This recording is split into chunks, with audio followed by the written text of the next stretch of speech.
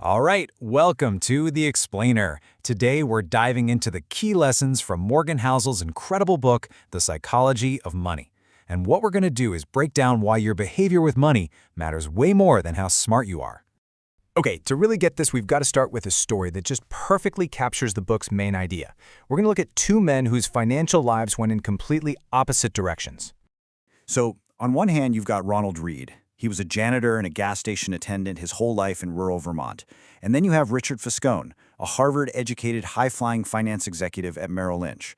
I mean, if you were a betting person, you'd put all your money on Fiscone, right? No question. But here's the twist. When Ronald Reed died at 92, he left behind a secret $8 million fortune. So how did he do it? Was it the lottery? A long-lost inheritance? Nope. He just saved what little he could, patiently invested it in blue-chip stocks for decades, and just let it do its thing. Now, what about Fiscone, the guy with the fancy degree and the big shot career? He went belly up, totally bankrupt. He took on huge amounts of debt for a giant mansion with 11 bathrooms and, get this, a $90,000 a month maintenance bill. So when the 2008 crisis hit, boom, it all came crashing down. And this is really the whole point of the story. The humble janitor ended up wealthier than the Wall Street hotshot. This shows that finance isn't like physics, with fixed rules. It's a soft skill. It's psychology, your patience, your ability to avoid greed. That's what really moves the needle. Okay, so that story leads us right into the next huge idea from the book, which really helps explain why the money choices people make can look so bonkers to the rest of us. I mean, have you ever looked at what someone else does with their money, their spending, their investments, and just been completely baffled? You think, what on earth are they thinking? Well, Housel has a really powerful way of looking at this. And here it is. No one is crazy.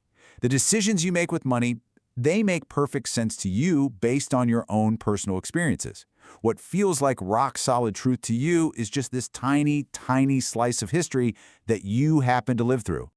And check this out. This is a perfect example. So say you were born in 1970. In your teens and 20s, you watched the stock market go up 10 times over. The lesson you learned? Stocks are amazing wealth machines. But what if you were born in 1950? You saw the market go basically nowhere for years. The lesson you learned? Stocks are risky, maybe even a sucker's bet. It's the exact same market, but two completely different personal realities.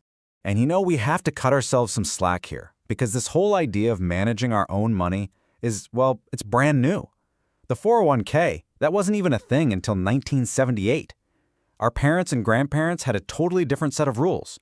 So really, we're all kind of making this up as we go along. Okay, so our personal experiences are one piece of the puzzle. But there are these other huge forces at play that we often just ignore. And they're called luck and risk. Think of luck and risk as two sides of the same coin. They're this constant reminder that, hey, not everything that happens to you is because of what you did. Life is just way too complicated for that to be true. Some things are just out of our hands. Let's take Bill Gates, for example. Yeah, the guy's a genius. No one's denying that. But he also had this incredible 1 in a million stroke of luck. He went to one of the only high schools in the world that had a computer back in 1968. He even said it himself. Without that school, there'd be no Microsoft. But here's the flip side of that coin. Gates had a best friend named Kent Evans. He was just as brilliant, just as driven. Tragically, he died in a mountaineering accident before they even graduated. It was a 1 in a million risk. You see? Same force, just pointing in the opposite direction. So what's the takeaway here? It's all about humility. When things go great for you, it's important to remember that luck probably played a part. And when you fail, be a little kinder to yourself. Risk is a very real thing. The truth is, very few outcomes are 100% your own making. So, once you really accept that luck and risk are out there, it leads you to a really, really crucial skill, and that's knowing when to stop. Knowing when enough is actually enough, and it's a lesson that some incredibly successful people tragically never learn. I mean, take a look at these guys, Rajat Gupta and Bernie Madoff. They were already unbelievably rich from their legitimate businesses. Gupta had $100 million. Madoff's legal firm was pulling in millions every year. And yet, they risked everything, their freedom, their families, their reputations, all for what? For more. And this reminds me of just a perfect story about this idea. So the author Kurt Vonnegut is at a party with his buddy Joseph Heller, who wrote Catch-22. And he points out that their billionaire host made more money in one day than Heller's book had made in its entire existence. And Heller's response is just perfect. He says, "Yes, but I have something he will never have. Enough." He got it. The game of always wanting more is totally unwinnable. That's because the real danger here is getting caught in the social comparison trap.